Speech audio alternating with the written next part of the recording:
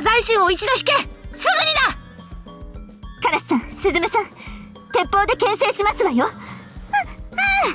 タガラス隊、じゃんじゃか撃ちまくれ。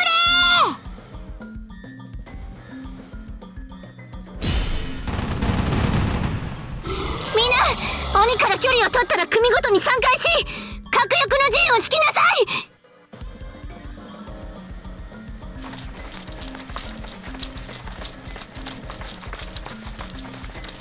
核翼を敷いた後は飛び道具で攻撃します。あの巨大な鬼に対しての近接戦は全て禁じます。組頭の皆さんはしっかりと兵の統率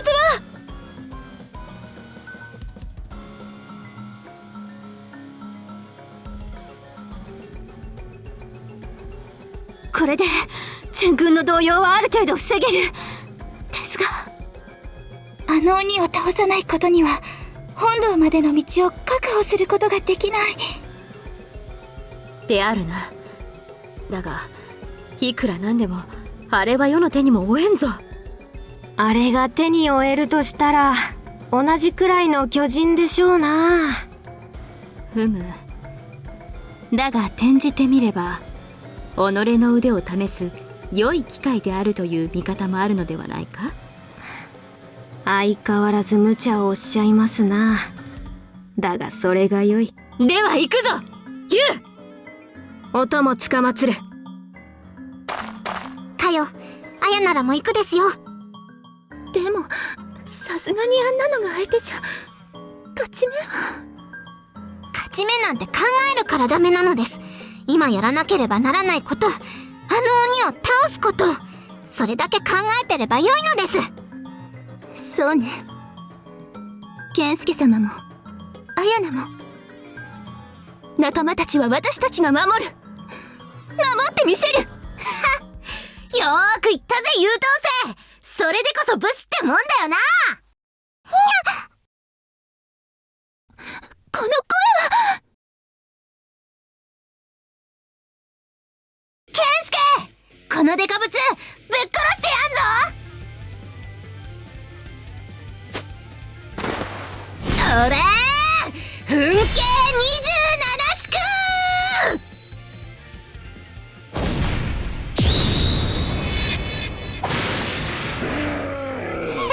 どうだってんだ。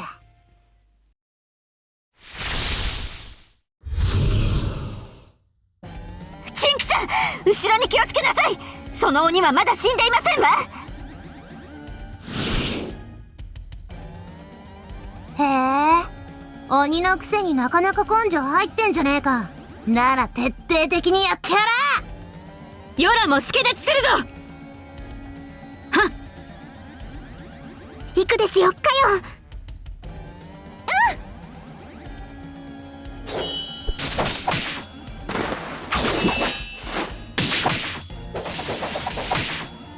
これでどうだです。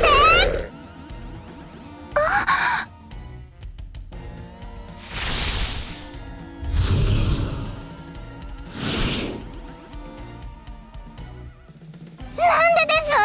あれだけたくさん切ったのにもう傷が治るなんてずるいです。これは厄介ですな。切り捨てても切り捨てても死なんとはデタラメにも程があるな。御大将、大釈、毘沙門、もう一度よ。サマヤマンダラ。これでどう？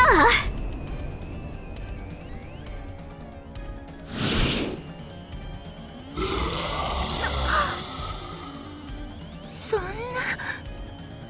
神仏の力が通用しないなんて。あいつ体内にいくつ命を持ってるのよ。命とはどういうことじゃ。手応えよ。サマヤマンダラで浄化した時、1000に近い命が御霊となって成仏していく手応えがあったの。おそらく鬼と化した洛中の民たちを合体させたものなのでしょうな。非道な。まだです。まだ諦めてはいけませんわ。鉄砲隊、玉薬の続く限り撃ち続けますわよ。お姉ちゃん、あの鬼の眉間狙撃できる？ならズバーンとやっちゃって。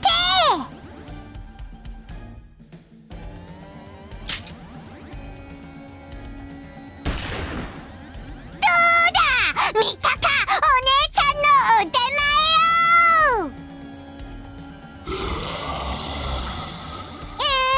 やっぱりダメだった。諦めてはいけませんわ。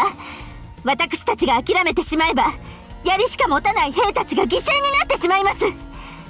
カラスさん、スズメさん、気を取り直してじゃんじゃかじゃんじゃか撃ちまくっておやりなさい。おー。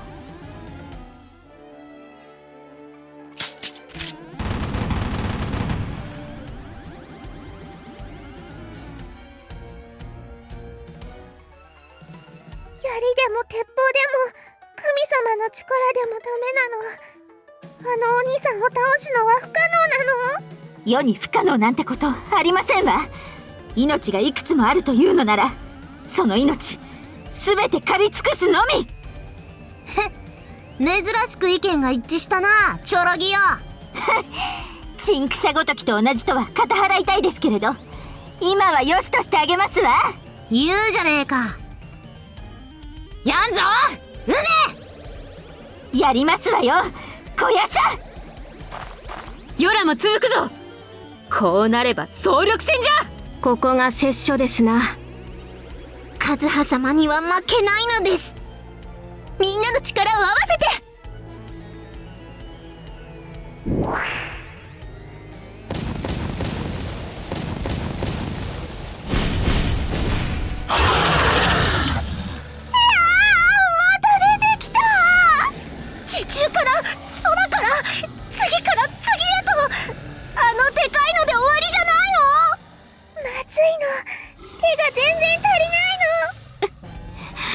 どうしても健介様を本堂には行かせたくないのでしょうね。不死身の巨大鬼に相変わらず湧き続ける中小さまざまな鬼たち。戦況は圧倒的に不利です。浅井衆残り500。たくさんの仲間が死んじゃったよ。一、悲しむのは後だよ。死んでいった者たちのためにも僕たちは絶対に勝たなければならないんだ。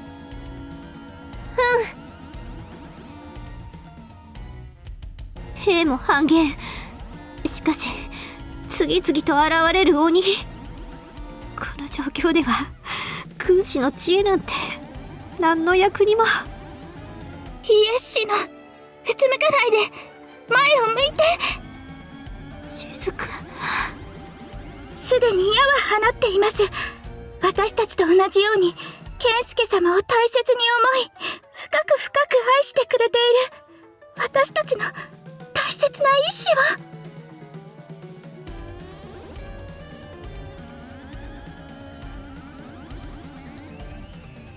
お願い、早く健介様を助けて。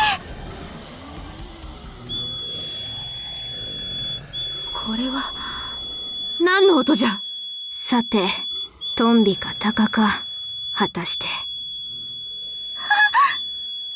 合いましたね、コナミさん。ご主人様、ただいまお味方をお連れいたしました。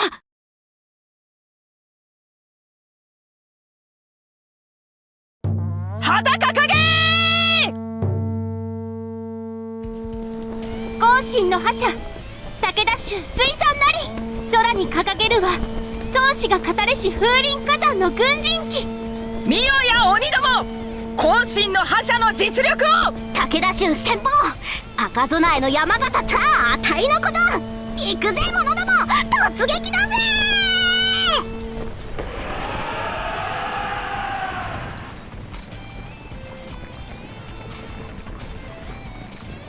前は粉雪とトトに任せる。任せておくなら。心は思考組の治療補給に専念せい。はい。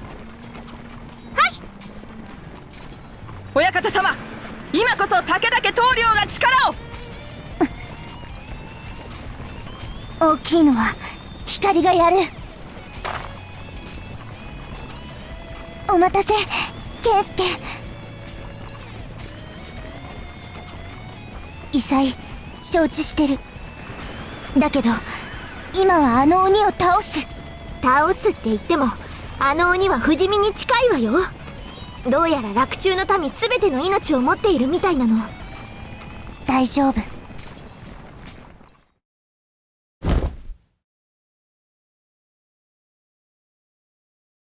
その早きこと風のごとく、その静かなること林のごとく、侵略すること火のごとく、尻がたきこと影のごとく、動かざること山のごとく、動くこと雷帝のごとし。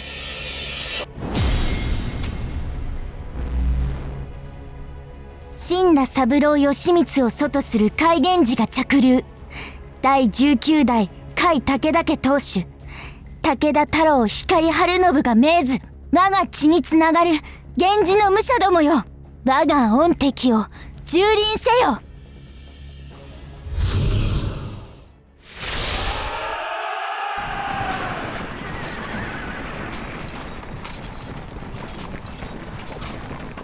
なるほど、光のお家流って手があったか。すごい白くてぼんやりしてて、あれって幽霊ではなく、あれは海源氏の祖神羅三郎につながる源氏の精霊でござるよ。死してなお海源氏を守護するために立なしに宿る源氏の精霊を親方様が刺激してるのら。それが源氏21流の一つ、海源氏の着流にだけ代々伝わるお家流なんです。そこに光様独自で習得した古武のお家流風林火山を掛け合わせた、まさに武田の象徴たるお家流。い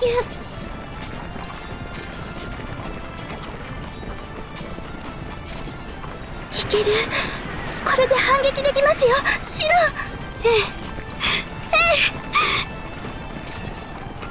ではこれより反撃と参ろうか。皆の衆、視力を尽くすは今ぞ。刀を構えろ、槍を持て。この火の元を救うため、振るうは今ぞ、死ねや友柄。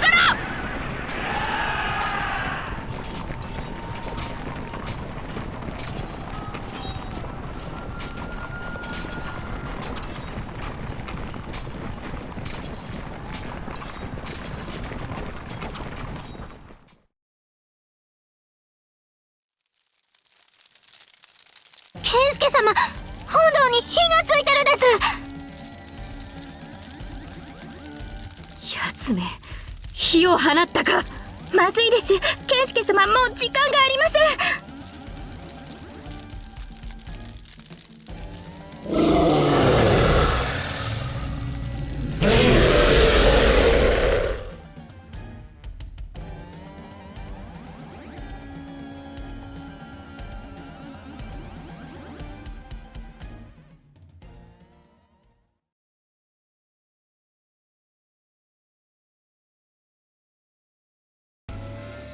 主様よ、背筋を伸ばせ。言うよ。御意、お供つかまつろう。世はまだ何も言ってはおらんが。結露を開くとおっしゃるのでしょう。和葉様は前を向いてかけてくだされ。それがしこの命をかけてそのお背中をお守りいたす所存ゆえ。ふむ。ではその命、世に捧げてもらおう。喜んで。では主様よ、世が結露を開く。主様は世の背中についてくるとよいぞ。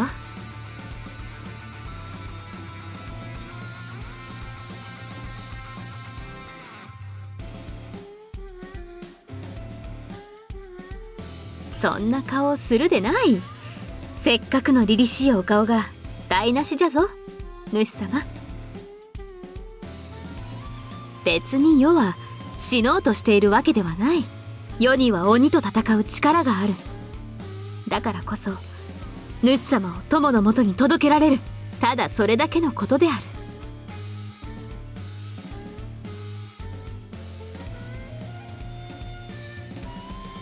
行くぞ主様。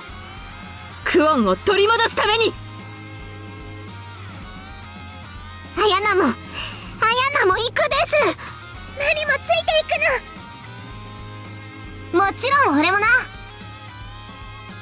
ハニーと共に前に進むのが我が使命。ガモーシュ、ヤタガラス隊、共にお供いたしますわ。ご主人様の背中は自分が守ります。だからご主人様は前を向き、ずっとかけていてくださいませ。そうね。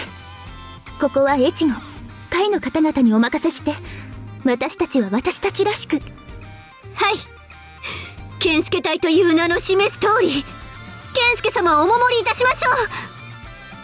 みんな一緒にクオン様をお助けしに。そうそう、私たちはいつも一緒ですよ、お頭。いいですよね、ミク様。ええ、あなたたちは健介の護衛を、私と光は鬼どもの相手を。適材適所ね、健介。必ずクオンを取り戻して無事に戻ってくるのよ。待ってるから、絶対に私を泣かせないでよ。いってらっしゃい。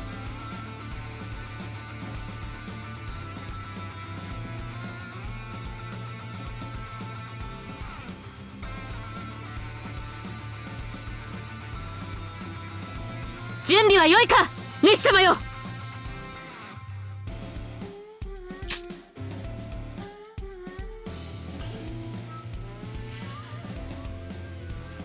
健介隊所属鉄砲隊、ヤタガラス隊、共に準備完了ですわ。ハチスカシュ、大丈夫です。木下シュン、いつでも行けます。俺も行けるぜ、いつでもな。ナリも大丈夫なの。ずっとおそばにいます。ご主人様をお守りします。アヤナ、早く行きたいです。我慢できないです。アヤナの手綱はお任せくださいね、健介様。いやはや、好んで七に赴くとは、さすがに健介隊は物好きが多い。物好きではなくて、健介様好きが多いのですよ。なるほど、言い得て妙。納得ですな。納得されたようで何より。健介様、その他まとめて準備完了でございます。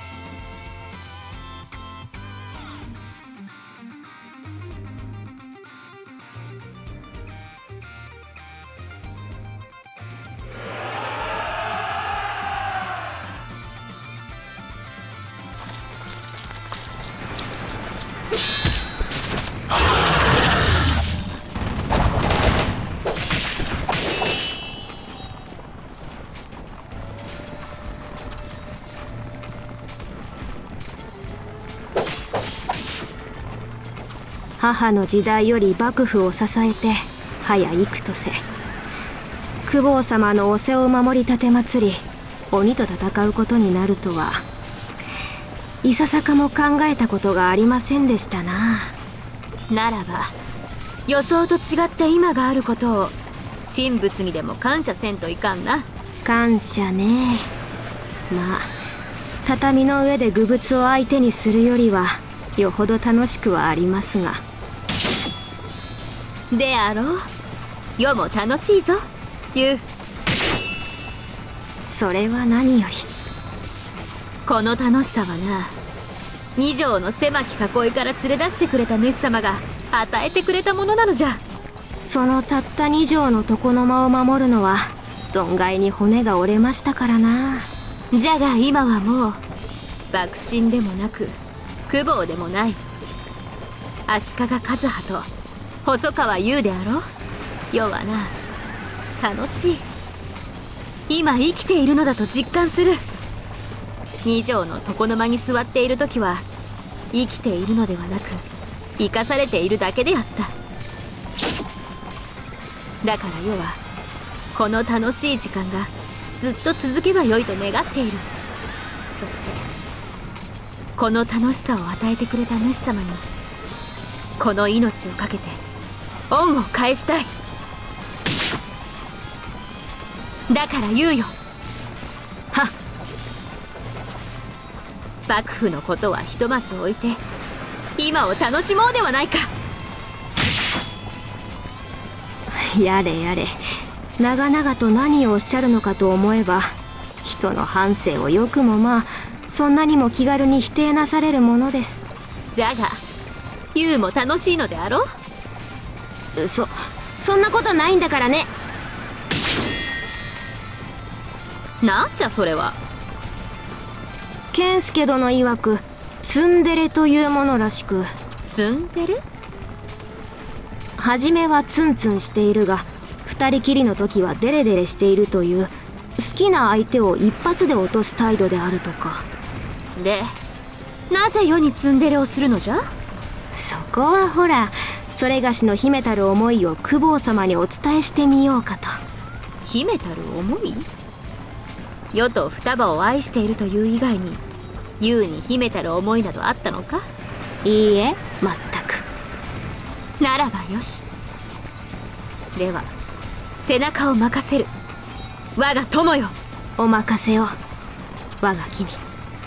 友どもよ、これより鬼に一撃を加える。後の先導は頼んだぞ。趣味線の周りに四大衆、その周りに九三八海、その上は四季海、下は風林までを一世界として、線で小線世界、その線で中線世界、さらに線で大線世界、すべてを称して三千大千世界、通称三千世界という世の知るところの刀剣よ、世の知らぬところの秋水よ。存在しながら実存せぬ幻のごとき宝刀よ。今その存在を聖天のもとに権限させ、世と世の愛しき人のため存分に働いてみせい。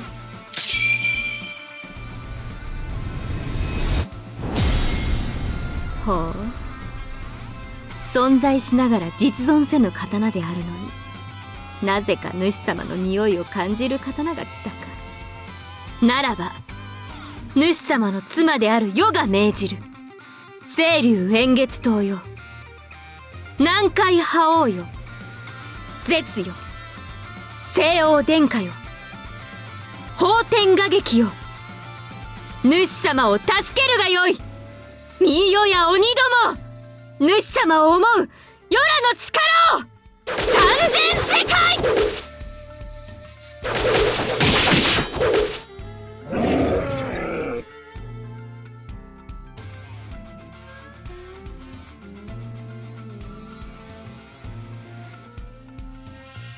今です。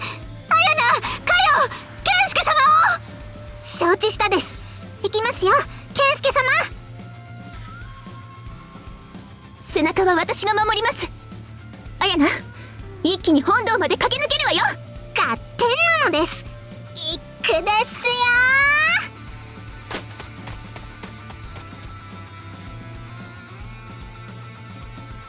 おりゃおりゃおりゃおりゃおりゃです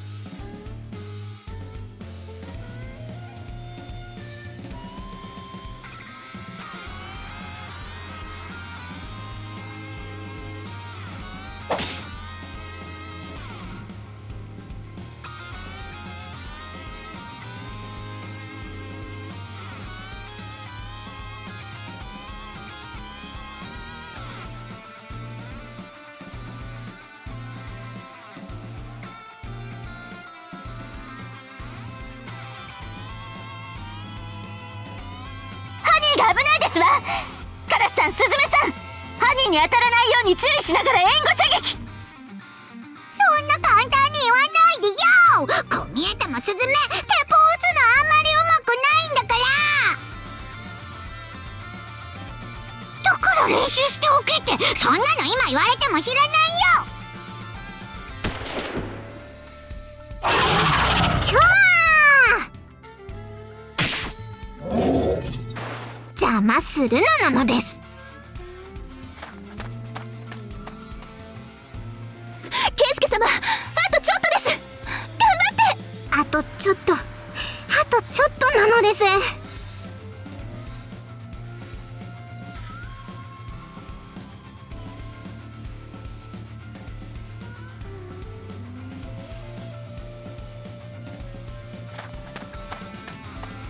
着いたです。門を開いて。はいです。おーりゃ。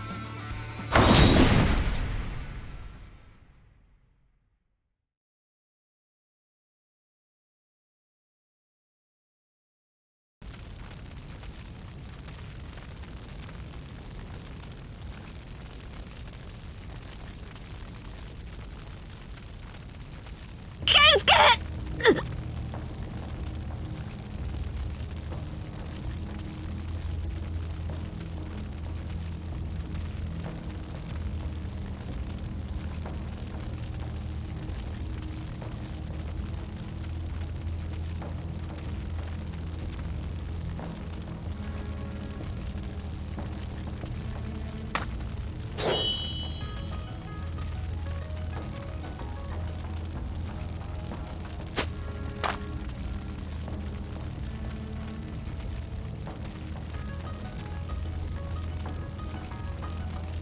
やはり来てしまいましたか。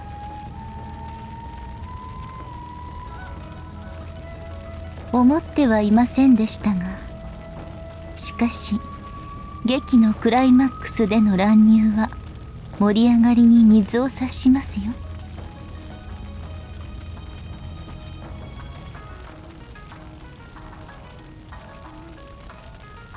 やれやれ、物語の筋は変えられませんのに、まだ無駄な抵抗をするつもりですか。どれだけあがこうが、どれだけ否定しようが、出演している役者が劇の途中で物語の筋書きを変えることなどできるはずがない。それが運命だというのに、なぜそうもあがくのです。運命なんてものを信じるうつけは貴様一人で十分だ。それにな、そもそもすでに運命は変わっているのだよ。我が夫がここにいるのだから。健介、手を貸してくれ。板間の冷たさは身にしみる。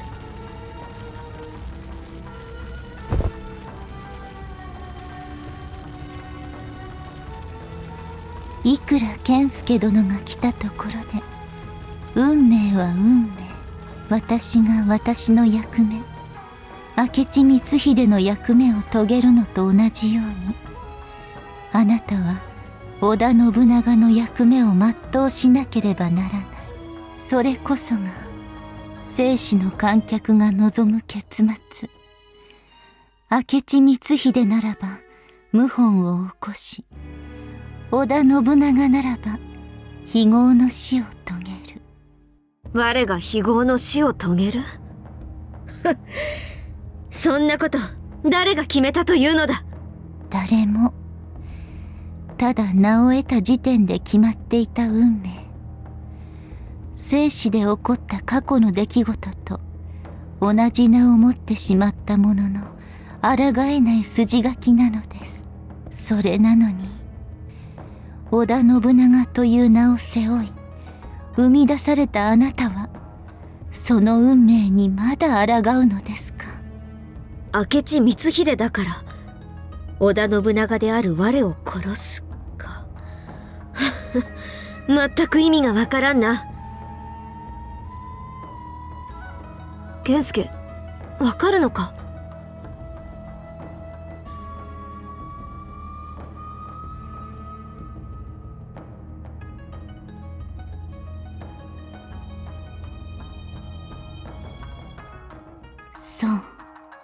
健介殿は分かっている。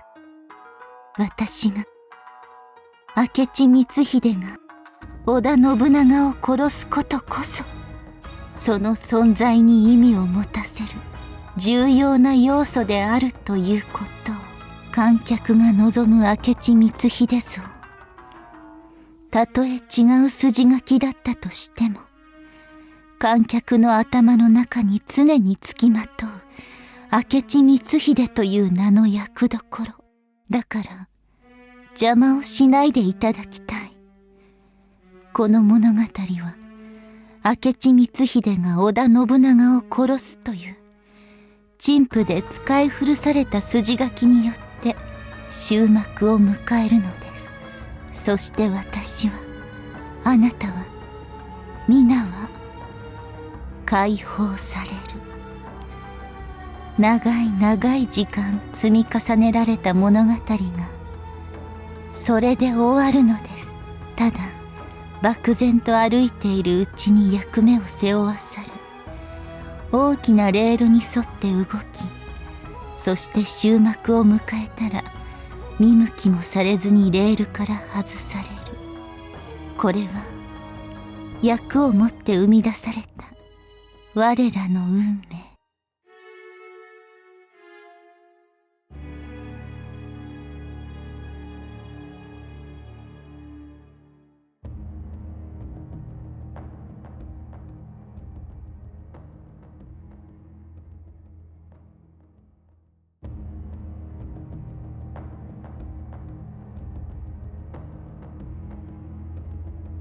納得する必要などありません。私は物語の登場人物の一人として、私に与えられた役目を果たさなければならない。私は、明智光秀は織田信長を殺さなくてはならない。生死の観客たちが持つ漠然とした明智光秀に対する観念に沿わなければならないのです。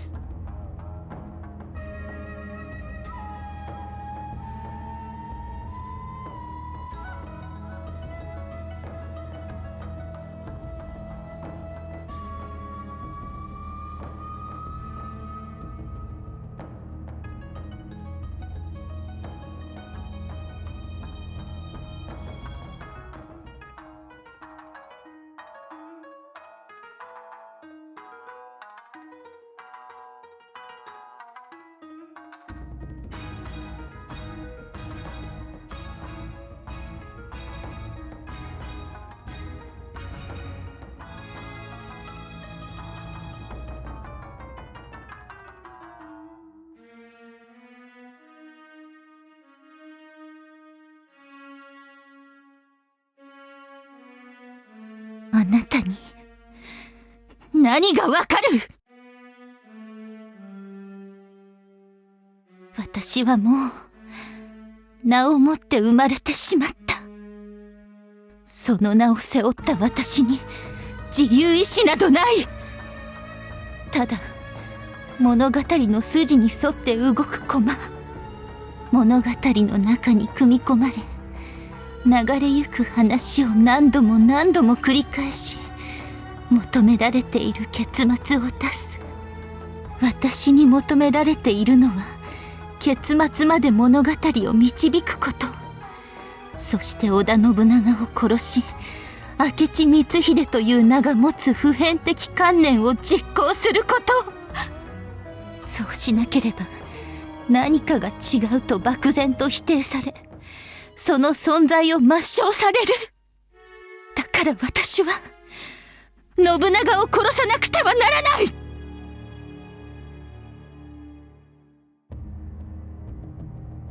私はこの手で信長を滅し、長きにわたる物語に終止符を打つ。そして私は解放される。長き時を過ごし、ようやく私は解放される。ただ求められるがまま、筋に沿って動くだけの哀れな人形の糸が切れ、ようやく眠ることができる。それこそが私の待ち望んでいたことなのです。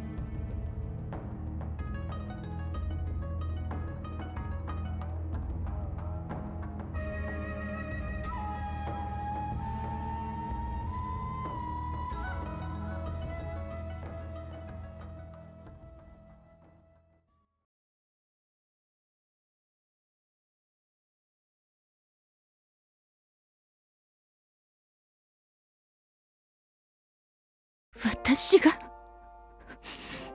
泣いている。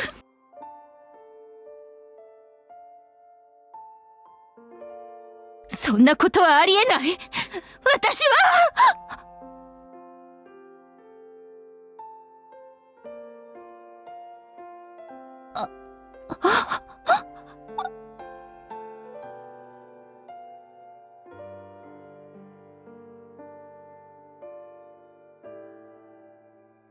これは喜びの。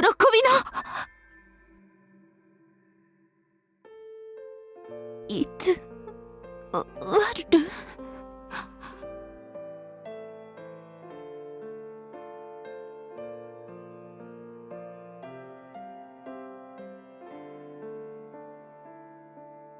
何をバカなことを。納得するしないにかかわらず、人には人の役割がある。その役割を果たすことに己の心情が介在する余地などあるはずがない。納得しようがしなかろうが己に課せられた役割を果たさなければならない。皆言うでしょう。これが役目、これが仕事。そこに何の思考も介さずに、そこに悲しみがありますか。泣き叫んでいるのですか。私はただ淡々とその事実を受け止め、役割を果たそうとしているだけ。それが現実なのです。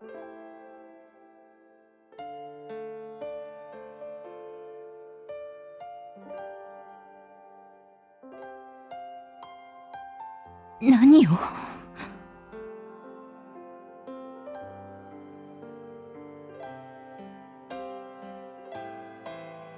私の役割。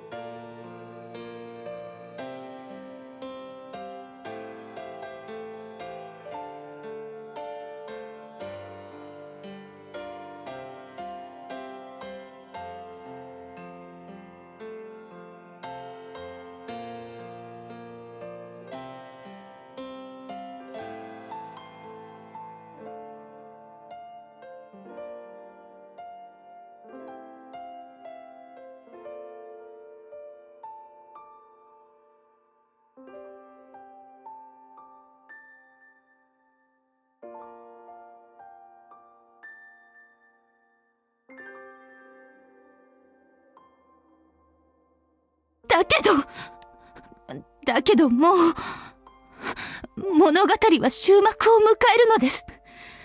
私が織田信長を殺し、そして私自身が死ぬことで、それが紡がれたる正当な歴史。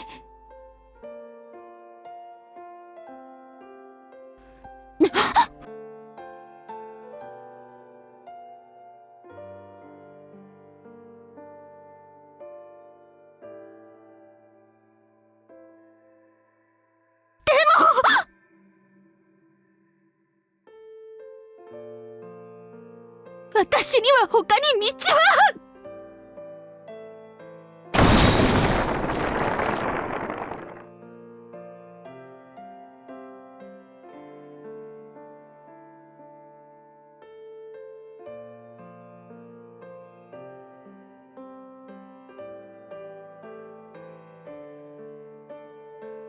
しなければならない呪縛か。人とはなんと愚かな生き物であろう。己自身で逃げ道を塞ぎ、己の手で己を窮地に追い込んでしまう。それに気づかず苦悩し苦悶し、気がつけば自らの手で己の心を殺す。もっと他に手はないのかと心に問いかけ、そして自ら間違った答えを出してしまう。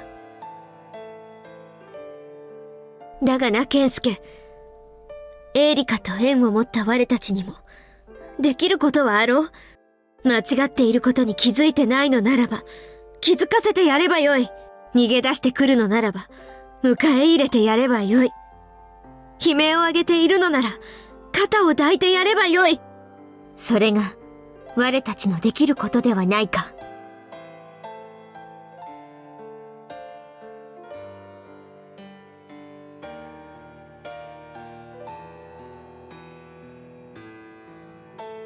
我たちが過ごした時間を本物にするためにも。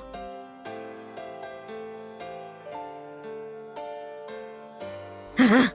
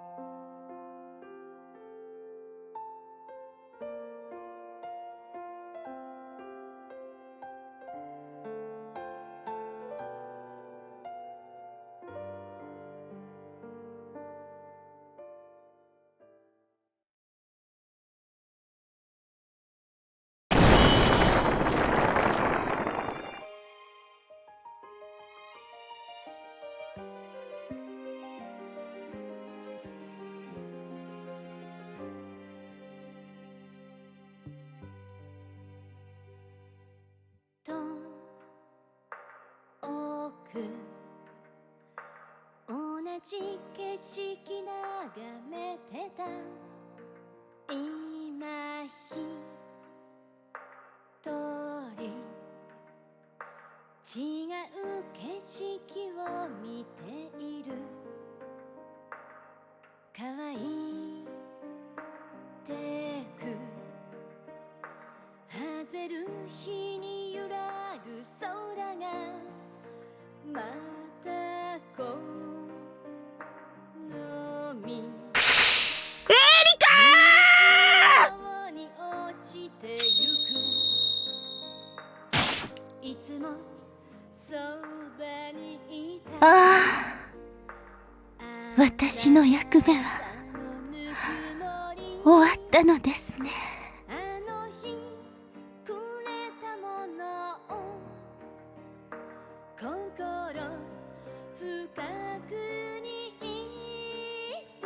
魂が消えていくのを感じます。魂が消え、私という存在さえも消え、これが解放されるということなのでしょうか。心地よい、ただ暖かく包まれているような私が終わる。やっと終わることができる。終わるのではない。もう一度最初から始めるのだ。エーリカにとっての新しい歴史を。ここから新しい歴史が始まるのでしょうか。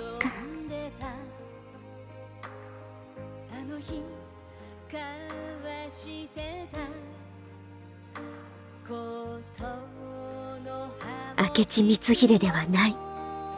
ルイス・フロイスでもない。エーリカとしての新しい歴史が始まる。いな、始めるのだ。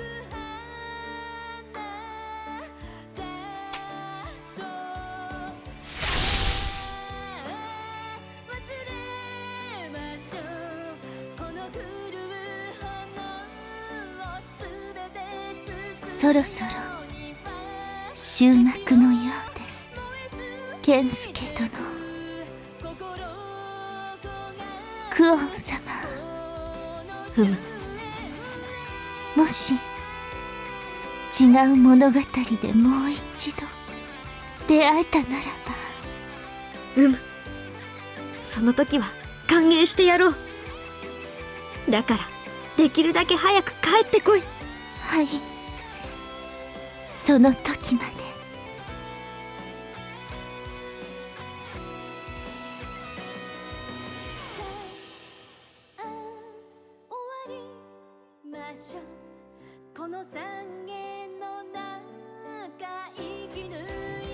はい。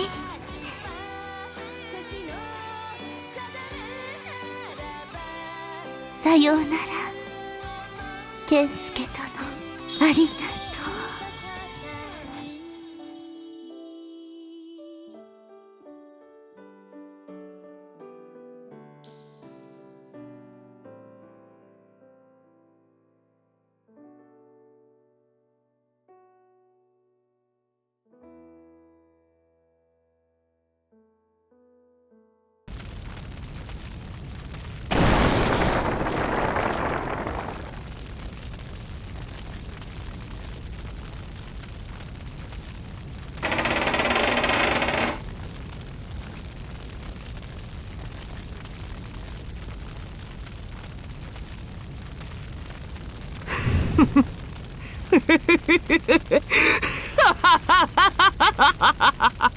よくやった末よ。これにて先の外史は終幕を迎え、ようやく当世の幕を開くことができるわ。さあ、新しき当世の扉は開かれた。これよりは陳の物語が始まるのだ。